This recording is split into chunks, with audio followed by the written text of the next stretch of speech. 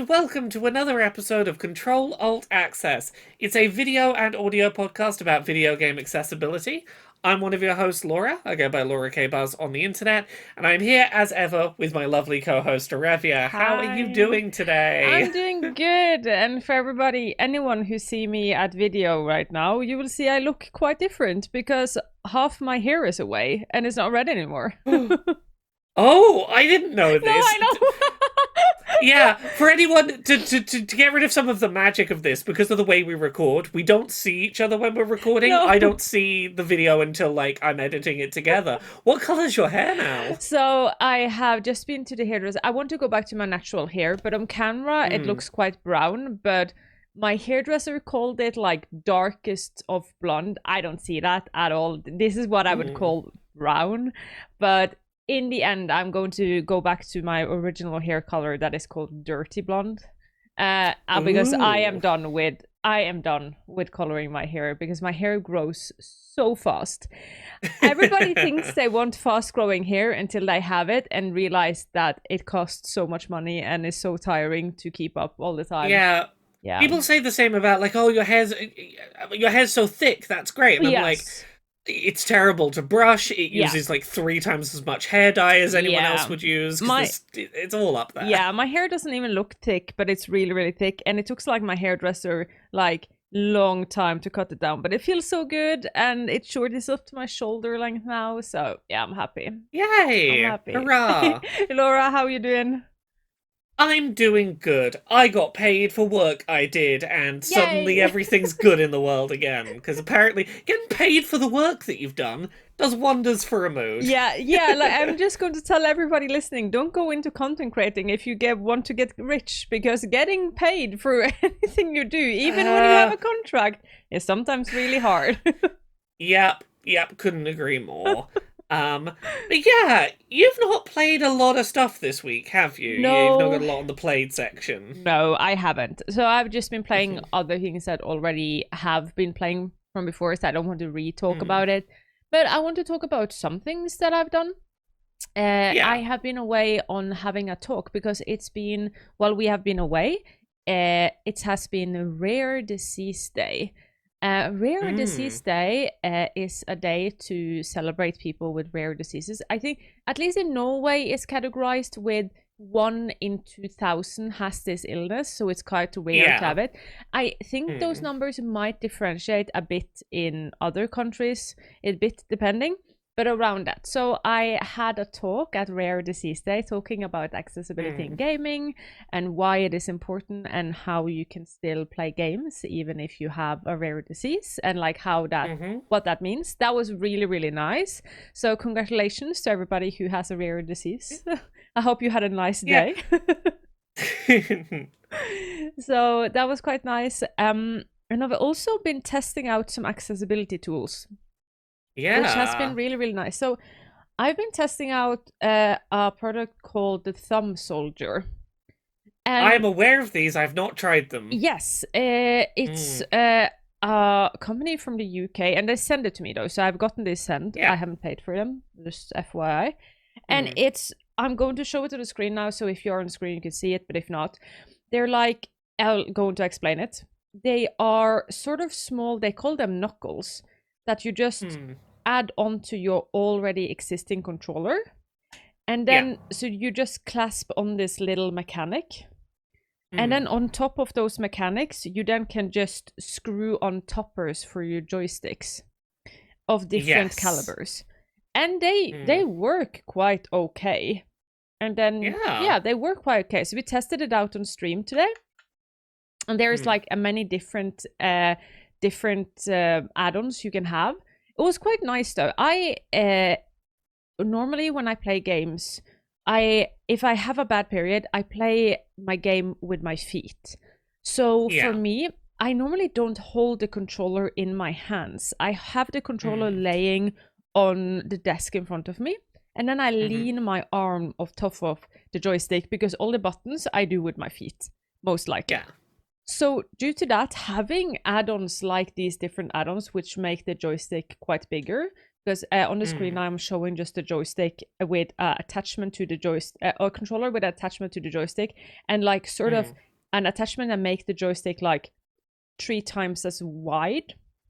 Yeah. And this makes it easier for me to just lean my hand on top of it and use it like that, instead of having to hold the controller and use my thumb, which is a smaller joint. And due to that, my arthritis will hurt more in a smaller joint than compared to a big joint that is my wrist. So yeah, it's sort of like with the PlayStation Access controller being able to swap out the top of the analog, 100%. but something that you can sort of retrofit onto an existing controller, so you don't have to buy a bespoke additional controller for it. Yes, 100%. And also, what I realized today by just using it is, sadly, it doesn't work on the designed version of the Xbox controller. So I have 2 controllers. I have one that is just a regular that I got with my Xbox. And then I have one that is like customized pink controller, because yes, pink. Yeah. And for some reason, the material they have used for my blue joysticks is actually too thick for this knuckles to work. Yeah. And I had the maker of this tool in my chat today when we streamed this. And even he didn't actually know this. He hasn't noticed that this was a problem. And we are not sure, because this controller I have is so old, it's so long since I custom made it, that we're not sure if it is because they used to make them a bit different, or it is just because I have decided to put on something fancy. I can't answer that either, because I have one of those custom controllers, but mine is many years old as well. Like, I think mine was still during the Xbox One generation when I got it made. Yeah. And I don't know if it's, maybe they've just changed something about the underside of the analog stick quietly that no one would pay attention to. Or it is just because sometimes I know, at least this is for clothing, that sometimes when you use different dyes in coloring any object, they will affect objects differently. Like, it's the same as if anybody has ever tried jeans before, they understand that black jeans, they are really tight, but like normal regular blue jeans are often not as tight. And that is just because the dye affects the thing you have on. And I'm wondering if that might also be for controllers. I'm not sure. This is just me speculating, but it is. Or even if I'm wondering if it might just be something like they recognize that one of their custom colors is a little more brittle, so they made the analog stick stand a little thicker to compensate, 100%. Not thinking it would come up. 100%. So I don't think it is a user mistake of anything. It's just nobody has realized this before. But in general, I'm really looking forward to try it out. I had some different kits, like a kit that I could put on where I could just lean my arm on top of it and stuff. I think it's quite cool, and I'm looking forward to try it more. I think that it's like, it's good to test out new things to see if it works, and also it isn't that expensive, which is always a good thing when it comes to these kind of accessibility things. And my plan in the future is that Xbox actually have its own add-on to their joysticks. You can add on to things. So my hope in the future is to get to print some of Xbox own stuff and then compare them to see who is easier to use and what fits better for me and my needs. But I also got to try webpage that when you hear this podcast, it is actually live for everybody to join. Which is called Able to Play. Have you checked that out, Laura? Have you been able to check that out? I haven't. I'm aware of it, and it's been on my to check out list, but this week has just been... I had freelance work this week that got on my plate, but I'm really interested to hear how this is. This is really cool. So what it is that you have a webpage where you go in, you make a profile, and then you can add on your needs and preferences. So accessibility needs and accessibility preferences. The needs are like hard limits, right? I need this to play game. I need controller to play game. I am a gamer without sight, so I need sightless options to be able to play this game. And then wants or preferences are just like, I prefer to have everything spoken out loud for me. I prefer not to have like hardcore puzzles. I preferred difficulty settings. And when you do this, you put this in, nobody else can see it. So even though they will eventually make profiles open and stuff, but nobody else sees what you have put in. You can go into the Discovery tab. You can look up, and then you get like a list of all games, or a lot of the games that are in, and not all games. And then they give you a score out of 100 for how they match up to your disability or your needs. And that, I really, really enjoyed it. We found some mistakes today. So while I went through it, I found some mistakes. They fixed the mistakes for the games I found, so there's no need for me to go into them. But it was just tagged wrong. But they fixed that as soon as I put it. They seem to be quite on it on their Discord. Yeah, and that's not uncommon even at the bigger end of things. No. Like, I remember when PlayStation's accessibility store tags were first rolled out, several games were incorrectly tagged as playable without sighted assistance when they weren't, just because some tag got incorrectly applied somewhere on the back end.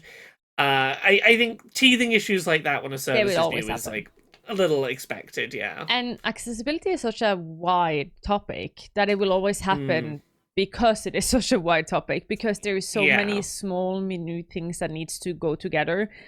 Like, even when I'm trying to, like, sometimes people come up to me when I'm at events and they ask, is this an accessible game? And it's just like, that isn't something I can answer. I can't give you a yes or no answer. I can't, I'm sorry. So yeah, it was nice. What I missed though, I missed having like if the game doesn't have this feature, I cannot play the game button. Yeah. And I asked the developers and they were just like, don't worry, this is actually something we are planning to add. So maybe not when you hear this, but in the near future, this will be something to add. So say if you need controller support to play this game, you can put that on, and then any game that does not have controller support will have a 0 out of 100 score. Yeah. Because it will be unplayable for you. So no matter how good it is, no matter how great it is, and all the other things you have, that is just makes it unplayable for you. I really, really enjoy that. That is something that is needed, because like say a lot of games that are like massively accessible, like God of War, there are still people who just can't play them because they are, like, say, stress inducing. And you look at something like God of War Ragnarok, which in theory has navigation tools for sightless players, but those navigation tools aren't particularly great and sometimes walk you into walls or around in circles, and like, you know, sometimes a game just isn't going to be playable, and that's important to know. 100%. And then what was the last thing I talked about? Remembering what I talked about today. Right now it seems like when you say you have a need and you say you have a preference, to say I have a need for controller support but I have a preference for aim assist, those in the scoring get weighed the same. And that is a big criticism I have. That can't be it, because like if a game only doesn't have one of them, and then that's going to like half the score of the game, no matter. So because you also get like a rating A to F if you can play, or S to F if you can play it or not, and like that is not the same, because a preference means that I can still play it when I have a good period, and a need means this is something I need. Like I am as like somebody with mild disabilities, I really have a long list of needs, but a really small list of a long list of preference, but a really small list of needs. And there is a big difference there. And I talked to the devs about it, and they were just like, they were working on algorithm to update, to essentially fix the exact thing that I was talking about, to make it more understanding. But it was nice. So when you find a game you want to play, say you want to play Subnautica, you have said, I have thalassophobia. And then it will say like, okay, this is a low score for you. And if you go down to triggers, you will see that it says, these are the preferences and needs this game tags on that makes it not playable for you. But it also gives you everything other thing they have. So in case there is something that, yes, I get triggered by this. Yes, this is bad. But since they have these other things, maybe I can try anyways. That still works. So far it looks good. My chat talked about that there were so many other databases like this out there. I have not heard about that before, so I don't know. I don't so there have been other attempts to make game accessibility databases in the past. None that I think have quite this kind of user interface and like way of presenting it. I think the short version is the biggest one of the biggest attempt at making a game's accessibility database prior to this involved it may have involved the work of someone who there was a big IGN article about last year in the accessibility space, and that really got in gummed up work on that database. I might be wrong there. That is my understanding. Is I think that story might be why that game accessibility database kind of work on it ground to a halt a little bit. And that makes sense. Also, it's also a hard thing to do because it seems when I came into accessibility work, I thought mistakenly and wrongly that accessibility is sort of either or. But due to you working with humans, it's never either or. It is degrees and sometimes. And some people feel like this is good enough and some people don't feel it's good enough. And it works for some people. And also, the worst of it, everybody calls things different. So what I categorize as a trigger might be somebody else's fear, but they call it a trigger and stuff like that. It's hard. Well, we've talked countless times on this show about the fact that, like, is it enough to have subtitles in your game to be tagged as having subtitles, or do they need to reach a certain threshold, and what threshold is good enough subtitles to consider? Yep. But I think it's a good start. It seems like the way the company is getting their money is by letting developers themselves pay to be on the site, pay to get sort of help with like marketing and stuff like that. They had their own model there. So it's free for every user. So if you're a gamer, it's free for you. But if you're going in the other way as a studio or developer, it seems to be there were a free plan, and then there was a paid plan, and then there was a customizable plan, and all of them had different things they included. So that is what I've been doing. Not that much gaming related, but still gaming, just on the other side and the game itself. What have you been doing these couple of weeks, Laura? I've been playing some stuff. So I've mainly been playing cooperative games with my wife Jane. Yes. I've got a couple of them I can talk about that are interesting ones. I'll start with this one. I played a demo. So maybe a year or so ago, I played a really interesting co-op game called Bokura, and I think I might have talked about it at the time on this show. It is a co-op game where you and the other player are seeing completely different versions of the world. Yes. Maybe I'm pushing a block, and in your version of the world, you see me pushing a robotic dog that has a spring in it, or, you know, you're seeing the world differently, but you're having to communicate to navigate it together. Yeah. There is a new game in that series coming out in end of April, so in about 6 weeks, called Bokura Planet, and it has a demo now. Nice. And the demo is a short story that is not content found in the main game, so you can play the demo without spoiling yourself on anything that's going to be in the game when it comes out. Mechanically, it's very similar. It is a game that you have to be very comfortable with communicating what you're seeing to someone else, and you're going to have communication misunderstandings. Yeah. And not getting frustrated at each other when you're trying to explain a thing and not understanding it. Yeah. You need the right kind of person to play it with. This sounds like not my kind of game at all.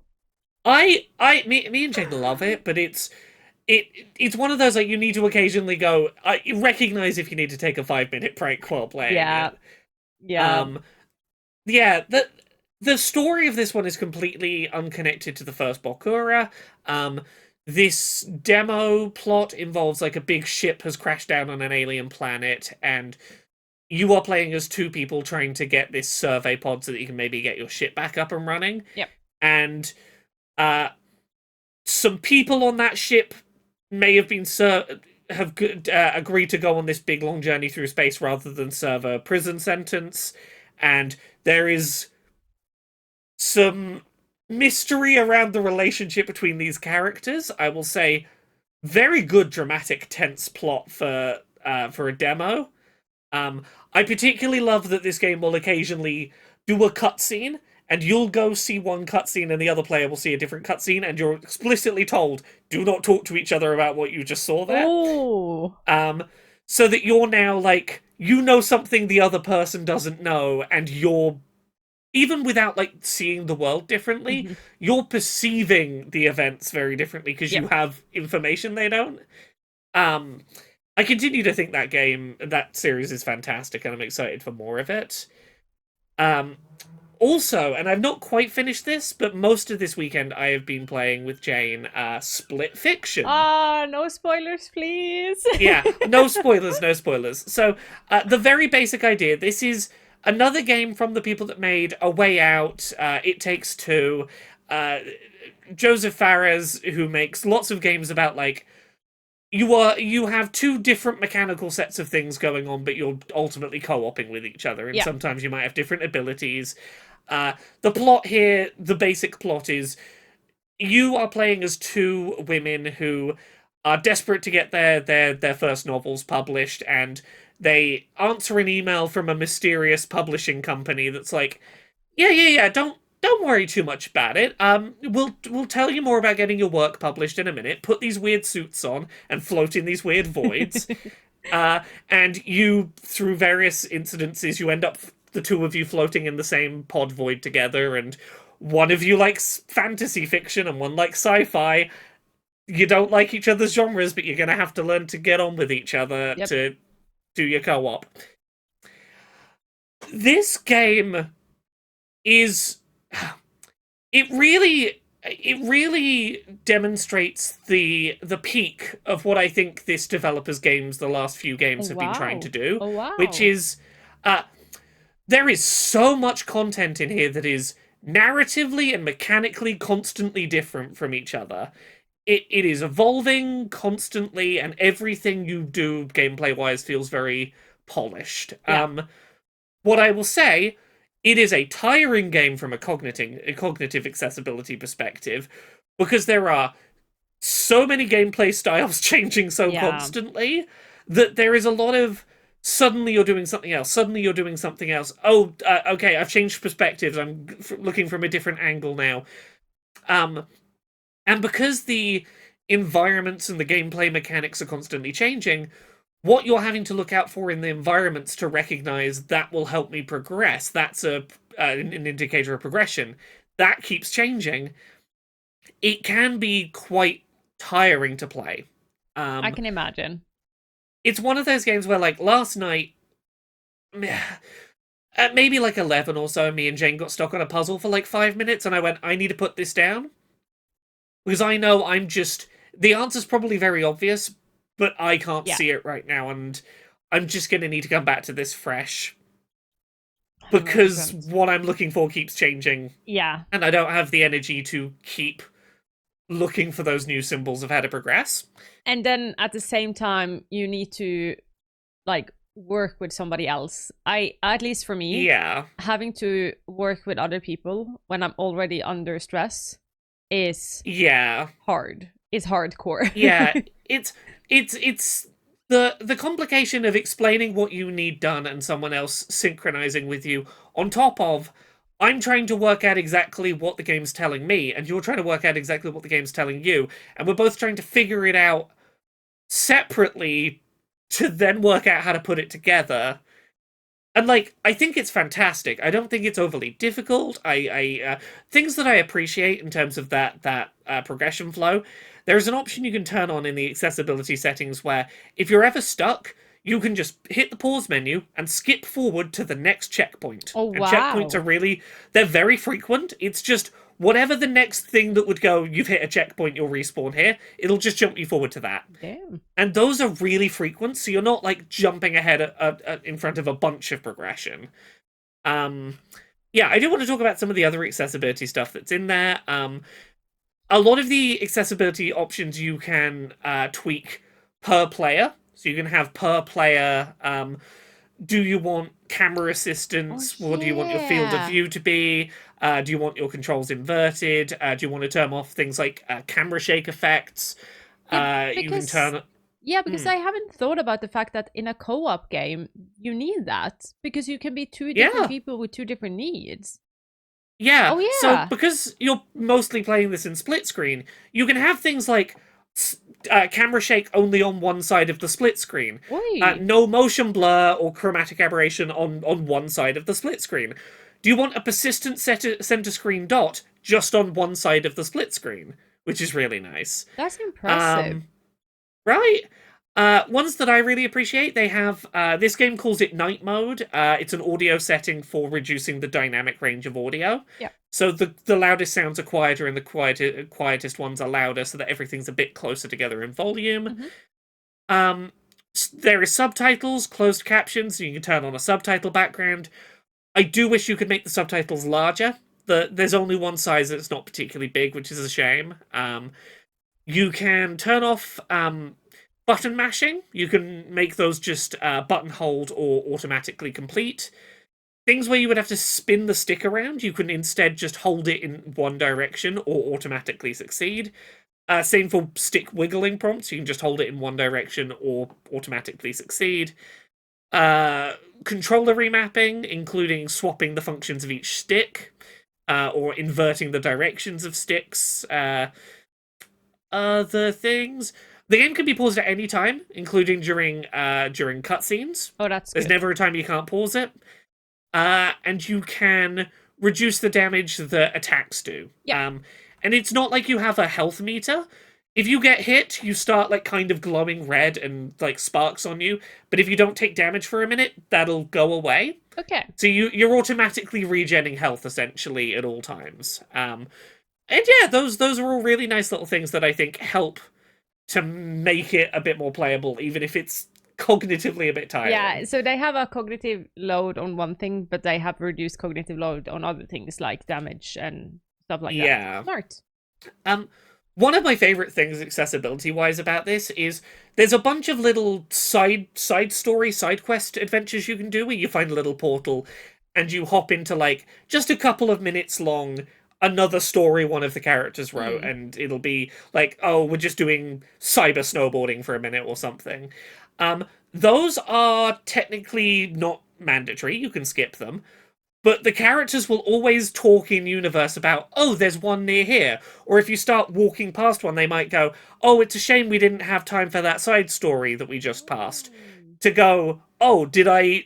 And usually it'll be very obvious. There'll be two directions and you maybe pick one and you hear it say, oh, we skipped a side story. You're like, oh, I'll go back to the branch and take the other branch. Smart. So I don't think I've ever missed a bit of side content because the characters are really good at telling you there's side content around here. You're about to miss it, just so you know it's around here somewhere. Cool. And that's one of my favorite things. I love not stressing that I'm missing optional side content.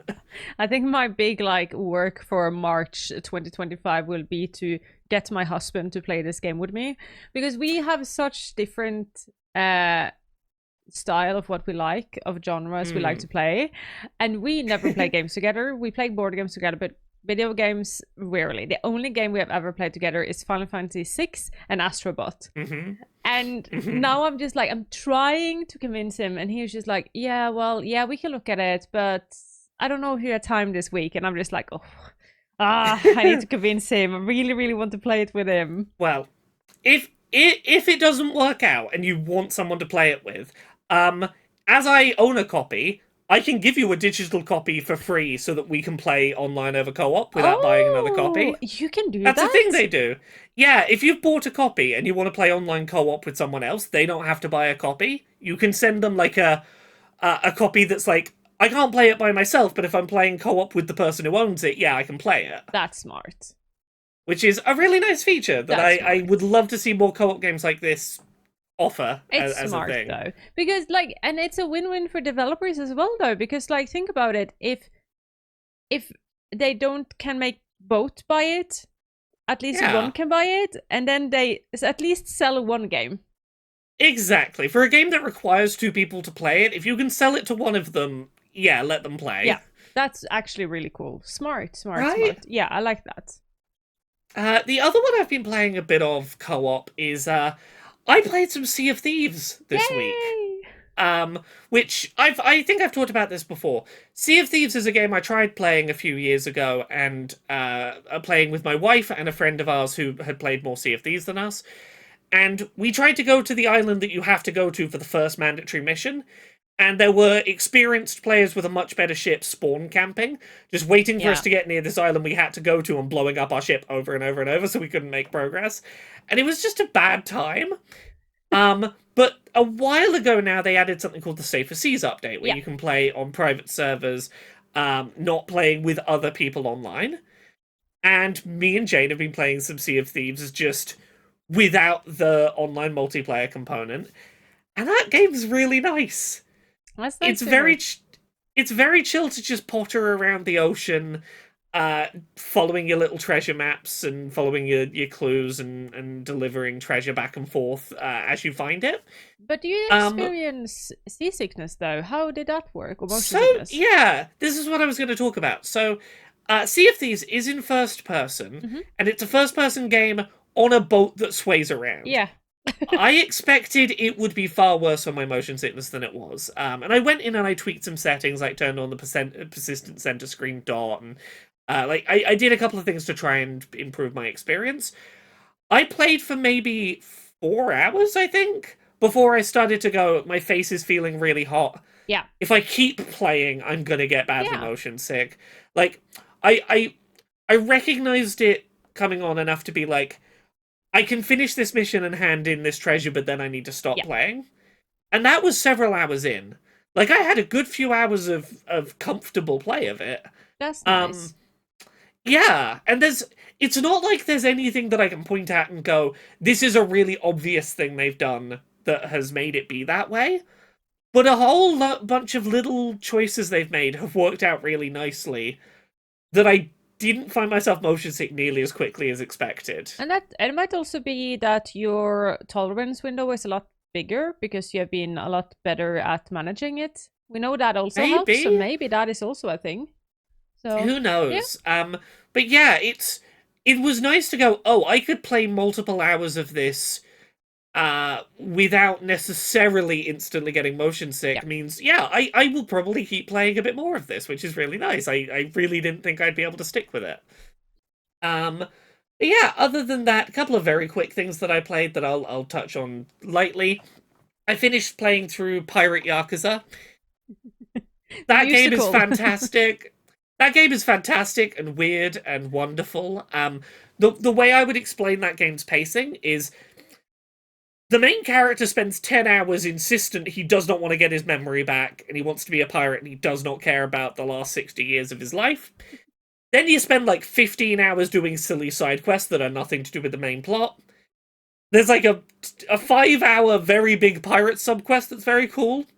And then maybe 10 hours of the most emotionally dramatic crime drama I've ever experienced. That's Yakuza. That is the Yakuza experience. It was about 40 hours, and maybe the last 5 to 10, I was like gripping the sides of my chair like, oh my god, you've made me feel so many feelings so quickly. Yeah. Oh, this is so sad.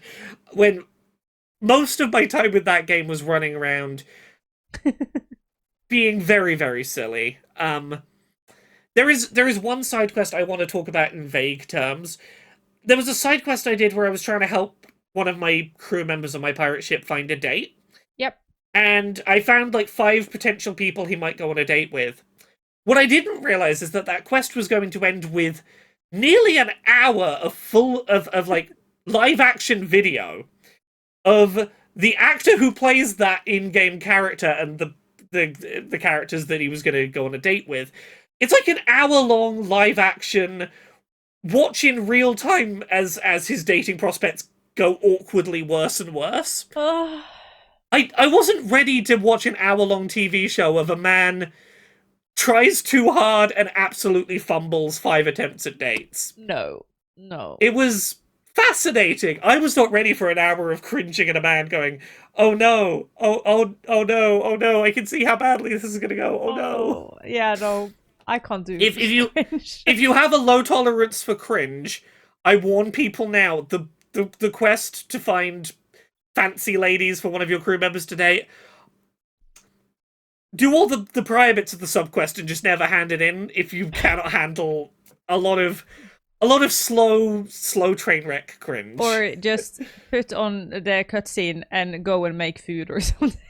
Yeah. Well, I mean, in theory, you can skip the cutscene. Oh, you can. Okay. And if you want to skip them, entirely, they boil down to man makes a mistake that is like ultimately harmless. He's like, no one's been hurt, no one's been upset, but like he overpromised his cooking skills and then handed over a plate of spring beans. And just like, haha, after like 5 minutes of bigging it up as if it was a fancy meal. Like, if you're not ready for an hour of like that kind of slow burn awkwardness, you skip those cutscenes, you won't miss anything important. Yeah. But yeah, I think that's probably, yeah, we can leave it there for stuff I've played.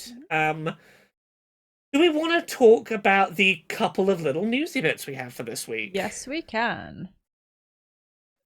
So pulling some stories, this is one that I saw on Can I Play That this week. A game that I did not know about called Mecha, where it is a 3D puzzle platformer game featuring a disabled protagonist and a focus on accessibility, which seems really cool. So the protagonist of the game is Coney, a robotics engineer and wheelchair user. She's equipped her wheelchair with a robotic arm. The game's the studio's founder, Frederick McNamara, has muscular dystrophy and designed Coney to be representation and be relatable for players with similar experiences, which I think is really cool. I really like the design. But also, the game has accessibility features going on, which is good for particularly good to see with games with disabled protagonists. The game has minimal reliance on fast inputs. Controls can be remapped. Shortcuts for hard-to-reach buttons. You can disable button holds and button taps. There's a high contrast mode that is planned. I don't believe it's in there currently, but it is planned. But yeah, it's a cool little game that wasn't on my radar before and is now. And we need this. Like, if we're going to tell the disabled and chronically ill experience, we need disabled and chronically ill developers. Yeah. And I think things like this is cool. We know our stories best. We know how our stories is goodly, like, how we like. Of course, we are not a unity, so we would like different things. But then that is a good thing, because that means a lot of us need to go out there and tell our story in different ways, in different mediums. So I think this is cool. At Leslie got me really happy when I saw that the director had a disability themselves, so they actually know what they're dealing with. They're not just like thinking about how it feels for others. They are portraying it in a way they know how it feels, and I'm glad for that. Yeah. I don't remember if we talked about this. I think this might have happened since we last recorded. I don't think we've talked about To a T on this podcast, have we? To a T? I don't know if I've told you about this game. No, this is a game that... no, you sent it to me. Yeah. Have we talked about it on the show? Did we talk about it on a show or in between shows? I think it might have been in between shows. I think so as well, yes. I don't remember editing footage of it into a Ctrl Alt Access, so I'm going to talk about it. Worst case, we talked about it two episodes in a row. Oh, no. Oh, no. Yeah, To a T is a 3D narrative adventure game from Keita Takahashi, who is the creator behind Katamari Damacy. Is being published by Annapurna and developed in conjunction with Able Gamers. At the offset, it seems like one of those silly games, like your sort of something like a Katamari Damacy. You are playing as a character whose arms are stuck out in a permanent T-pose. Yep. And it's quite difficult to do your daily tasks because your arms are stuck out to the sides. But it's being made with Able Gamers, and it very quickly becomes apparent when you watch the trailer, oh, this game is a body positivity story about living with a disability. Yes. The trailer, charming, sweet, it's got a really catchy song to it. But the example early on that made me go, oh, I feel like they're doing this right, is one of the first examples the character uses to talk about like things they find hard living in a T pose is they struggle to brush their teeth and go to the bathroom without assistance. Yep. And I'm like, oh, personal hygiene tasks are one of those real life experiences where it's like, oh yeah. We're not dealing in abstractions. We're talking about stuff that really is difficult for a lot of disabled people. Yeah, and also something that when able-bodied people talk about it, they shy away from those topics because they look at it as embarrassing, and society often look at it as embarrassing. But for us, it is reality. For us, it is our everyday. And when I saw that as well, I was just like, yeah. They are not It's the afraid. fact that, like, particularly going to the bathroom was, like, the first thing the game brought up, and the trailer brought up, and it didn't shy away from it. It was like, no, it's just like everything else that this character's going to mention. Sometimes things are hard when your body's different to other people's. And I'm like, yes, don't shy away from it. Hell yes. And they have a dog.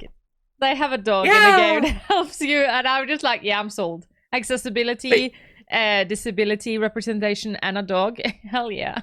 Yeah. And initially I was like, how is the silly tone gonna go with trying to tell a serious thing about accessibility?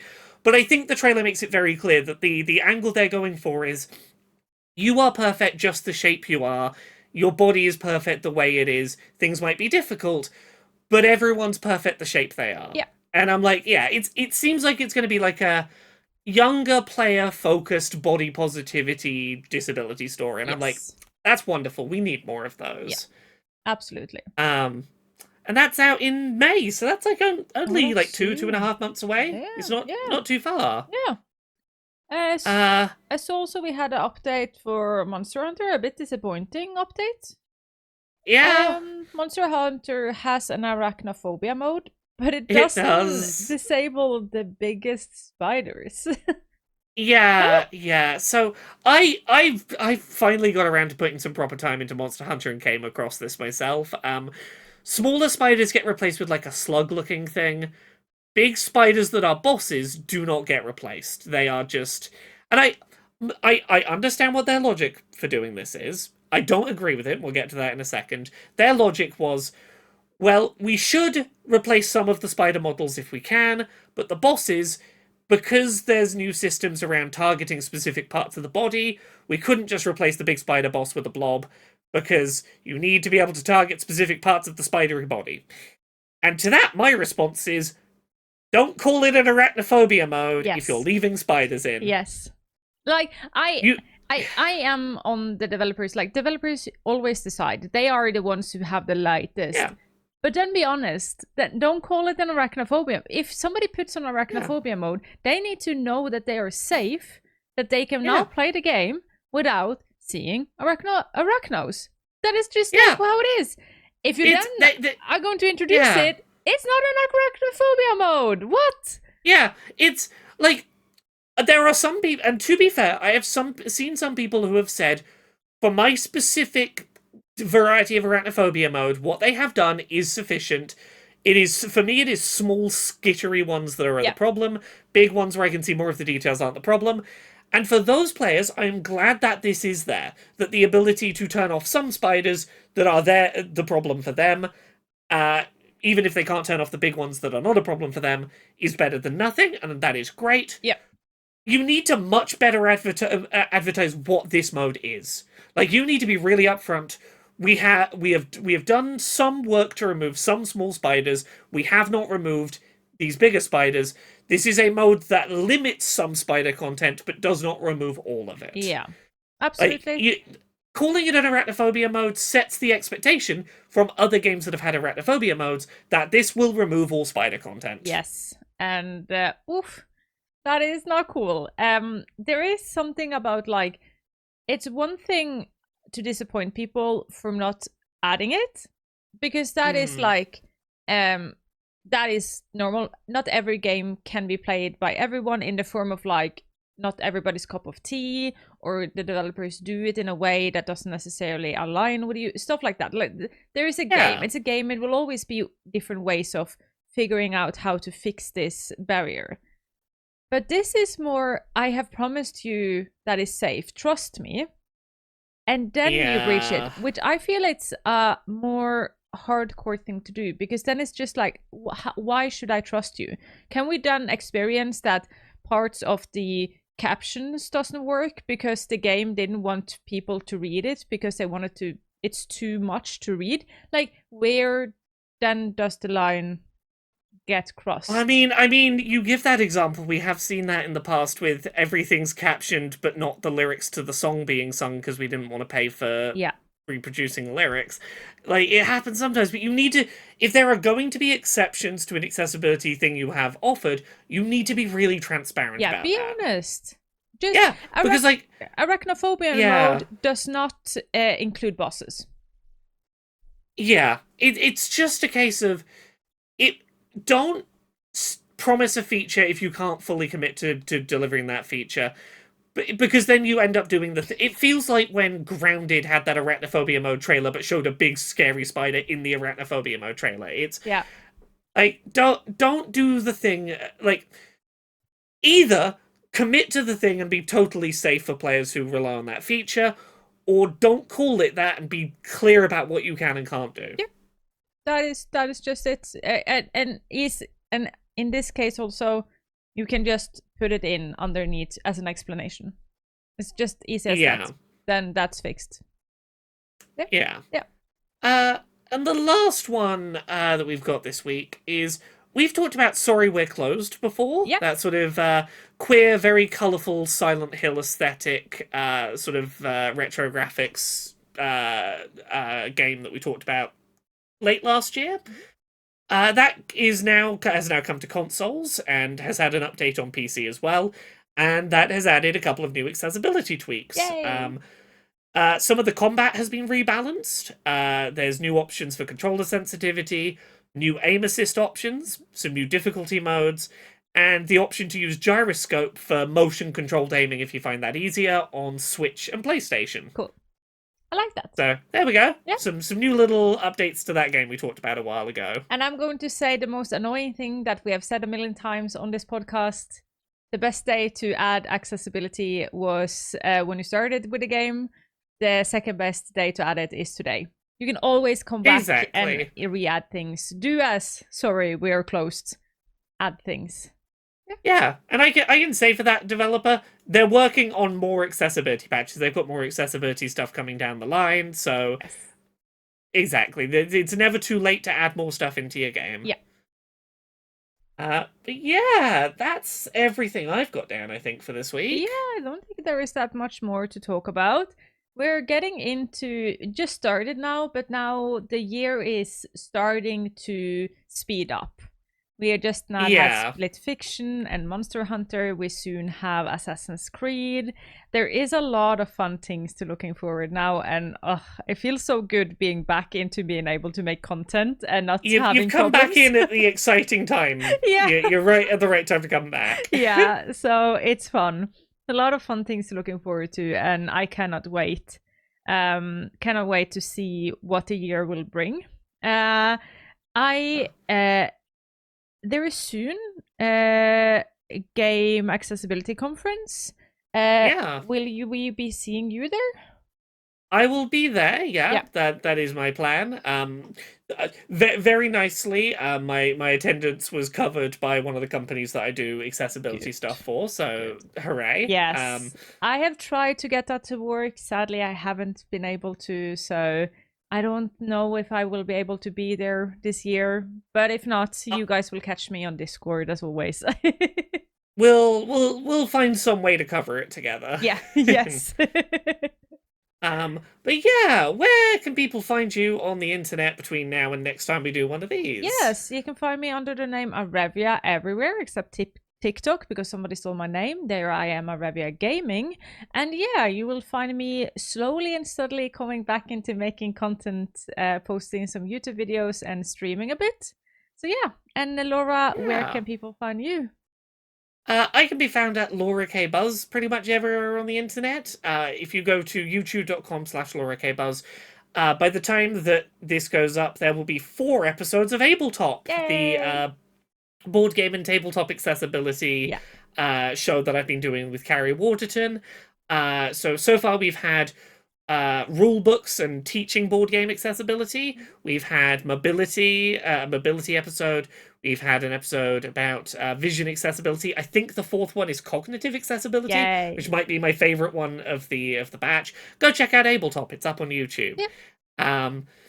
Yeah, I think that's everything for now. Thank you very much, everyone, for watching another Control Alt Access. We'll be back with you in a couple of weeks. Bye. Bye.